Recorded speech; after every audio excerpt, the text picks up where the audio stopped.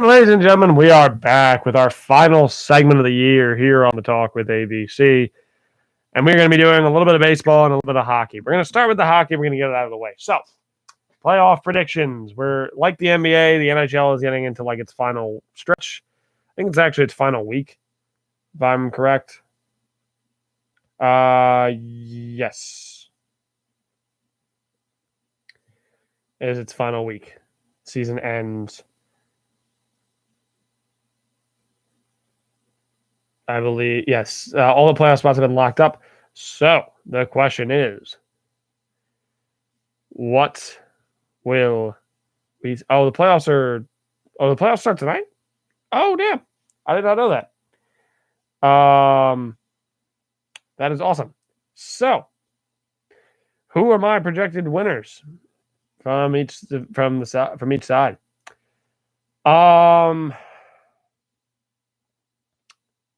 Coming from the East, I've narrowed it down. I've tried to narrow it down to two teams on each side. From the East, I am going with either Pittsburgh or Boston. Sorry, Central. I like Florida. I like Tampa Bay. I like Carolina. I think they're all good teams. Something just tells me that this Pittsburgh team or either Boston or Washington, they just look more dominant. But, I mean, Tampa Bay is the sleeper. And so is Florida if Bobrovsky shows up. Coming from the West, I think we've known what we're looking for from the West at this point. Let's be honest. I think we all know what we're expecting. It's going to be either Vegas or it's going to be Colorado. My money's on Vegas. I like their goaltending situation a little bit better than I like Colorado's, and that's just what I see. So my probable Stanley Cup final, I have Pittsburgh and Vegas right now. Probably going to be wrong, but that's my prediction. Now let's move to some interesting stuff that's happened in the hockey world. Let's talk about my New York Rangers. Now, they barely missed the playoffs, mainly because their division was stacked. Why couldn't we have played in the Canadian division where they all suck outside of Toronto? I'm looking at you, Montreal. You know you don't deserve to be in the playoffs. You know it. Ugh. So there's that. And really, outside of that, it's basically, and this is what scares me, because if many people who don't know this, James Dolan owns both the Knicks and the Rangers. He's the head of the board at MSG, so he owns both teams. Recently, the Rangers just kind of blew up their front office. They fired their GM and their president of hockey operations because Dolan believed the team underperformed. This is a very Dolan-esque Knicks-style move, and I'm very nervous about it. Please, Dolan, you were keeping your hands off so well. Don't get involved with the hockey products, please, for the love of God. But at the same time, I kind of understand. You promoted from within. You didn't bring in some new guy from outside. And while this front office pair had some high-profile gets, they also had some high-profile screw-ups. The Brendan Smith contract is a perfect example. That is terrible. Botching Kreider's asset management, not trading him when he was the highest trade piece on the market. Okay, fine, you decided to keep him, but then you sign him by a 7x7. I love Chris Kreider, but he is not worth a 7x7. In any world, he is not worth a 7x7.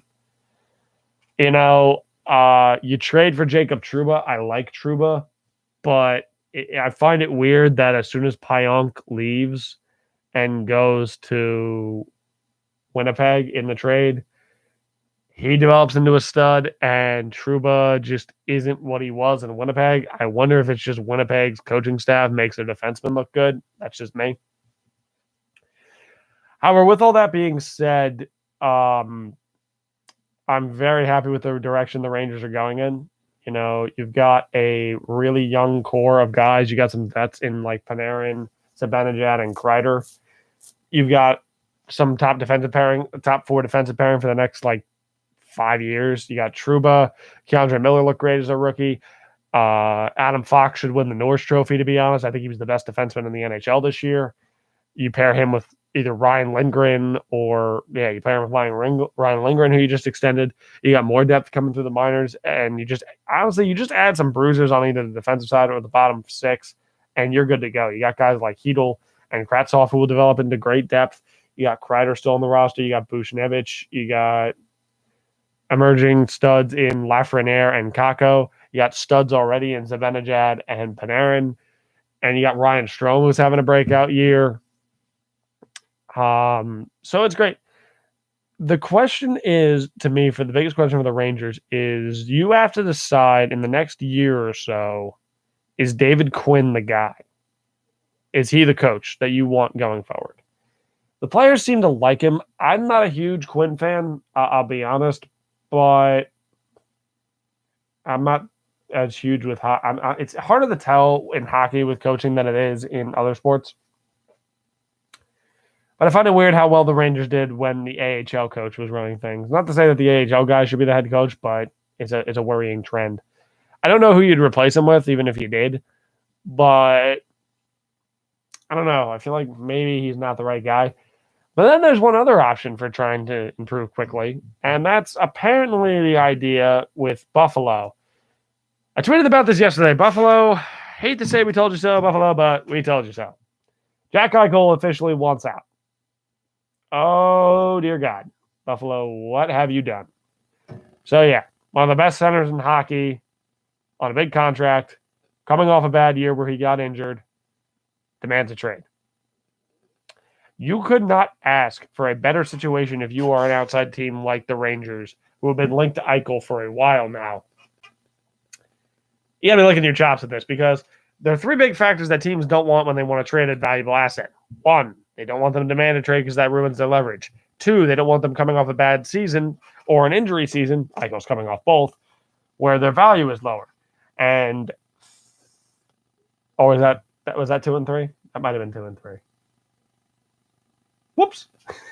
And you don't want a limited market, which no. Number 3 is you don't want him to be on a big contract because it makes him harder to move. Well, Eichel checks all 3 of those boxes. So you could probably acquire Eichel for a minimal sum. If you were the Rangers, here's what I would do. You're probably going to have to trade Brendan Smith just to make the contracts work. Buffalo would understand that. You might have to throw in Hedel.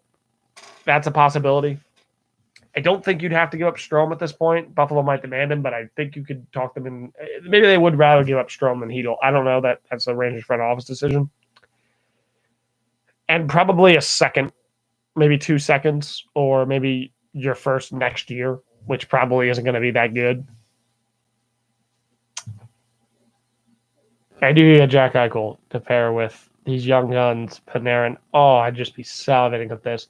And for the love of God, just let Igor Shesterkin be the starting goaltender. Just do that and we're good. Okay, Rangers? Okay. And in about 20 seconds, I'm going to cover the entire Tom Wilson saga that just happened with the Rangers and the Capitals. So if you don't know, Tom Wilson's a goon. He is a enforcer goon who typically does this all the time. He takes cheap shots at people. He looks like he tries to injure people all the time. The NHL, in its infinite wisdom, decided not to suspend him. Basically, their guy who's in charge of disciplinary actions in this situation was a former player who was also a goon when he played. The Rangers thought it was crap because he tried to injure Panarin. It definitely looked like that when you watched the footage. And the Rangers put out a very public complaint about it. They released a public statement. The NHL fined the Rangers $250,000 for that public statement and suspended Pavel Buchnevich when he high-sticked somebody in the next game against the Capitals. So in short, the NHL punished the team that did nothing wrong and let the team that got away with basically cheating go along. Where the heck have I heard that before? Okay, let's move on to the MLB. Let's see what I did there. Moving on to the MLB, we got a couple minutes left here. So we're going to have just some quick takes, rapid fire. Are the Red Sox back? Not yet. I need to see how they are by the All-Star break. It's scary how well they're doing without Chris Sale. I don't think their pitching is sustainable at this rate, but we shall see. I do expect a collapse of the pitching core. However, their offense is legit back. So we'll leave it at that. Are the Royals legit? No, I just think the rest of the division is running itself over with a truck right now. I think the White Sox will emerge. I think Cleveland will bounce back a bit. I like what Kansas City's doing. I think they're close, but I think they're another year or two away. Gary versus Higashioka. The Yankees have bounced back in recent weeks, propelled by an MVP-style play by Giancarlo Stanton. Is it time to make a full decision on catcher? Should you go with Kyle Higashioka or Gary Sanchez? The way they're playing right now, I'm going with Kyle Higashioka. The pitchers seem to like him better. He's got more home runs than Sanchez has right now. He's just all around playing better. Higashioka is the starting catcher. Biggest surprise players. Biggest surprises. As far as big surprises, I gotta go with the San Francisco Giants. Like, I don't think anyone expected them to be leading the NL West at this point, but they're playing out of their minds. It's an odd year, so I don't see any crazy World Series run, but who knows? The reemergence of Buster Posey is making this interesting. Who knows? Maybe San Fran's veteran core. It would be better if they still had Bruce Bochy. Then it would be more interesting. But maybe with San Fran's veteran core, maybe they have one last playoff run in them before they all get sent packing finally, and they actually try to rebuild. But we shall see. It's going to be interesting. Is Oakland legit? No, I'm not buying into Oakland. They do this every year. They'll choke up playoff time. I mean, they'll win their division probably because their division's a joke, but outside of Houston, but nah, I don't buy it. Pujols booted ugly. Oh, sweet Jesus. Mike Trout, please get out of the Angels organization. Rendon, you need to get out of there too. Even though Tony, get out of there. This organization is a joke. You go to the last place in the division, then you decide, let's just cut one of our biggest locker room leaders and a future Hall of Famer in Albert Pujols because he's not playing that well right now. Are you kidding me? And there's a whole article online. You can look this up, where they explain Albert's last day with the Angels. It was disgusting. They told him he was in the starting lineup, and then a couple hours later, they told him he was waived. That is some Bush League stuff right there. You don't even tell Trout or the rest of the team until way later when they actually asked where he was. Madden, I don't even. This guy's a fossil of an old age of managers. There's a reason he's not managing the Cubs anymore, and he shouldn't be managing the Angels, to be honest. He needs to go coach in Europe or something. I don't know what do washed-up coaches do when players do in the MLB. They go to Japan, I think, right? Yeah, go coach in Japan or something. Madden, get the heck out of it. Angels fans, I'm so sorry, but you guys need to just this is an embarrassing situation, and you're already bad, so just blow it up, honestly. And so I want to talk about this because I got a minute or two here before Danny kicks me off the air.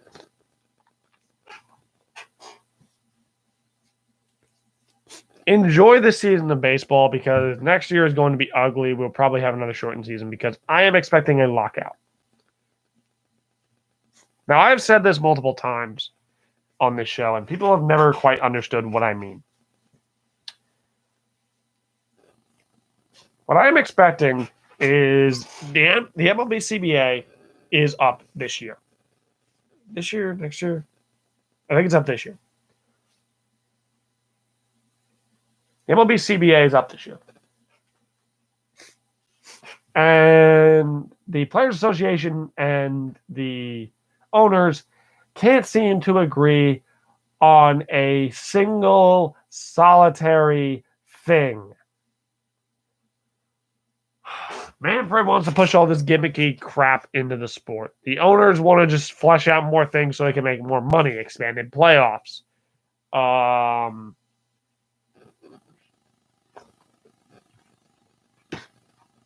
Longer arbitration control windows, etc. The players want a universal DH. They want service time requirements changed. They want to be able to make more free agency. They want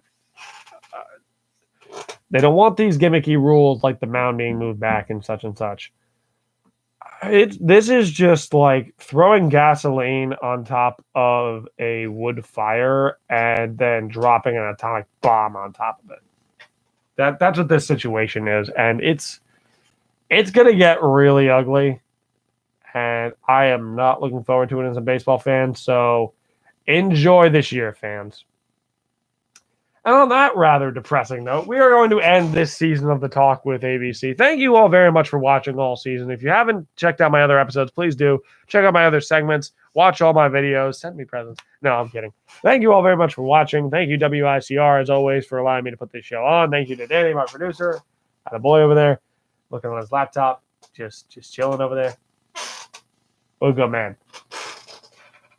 There you go. Thank you all very much for watching, and hopefully I will see you all next year. This fall, probably. Maybe on my YouTube channel. We shall see. Thank you all again very much for watching. ABC out.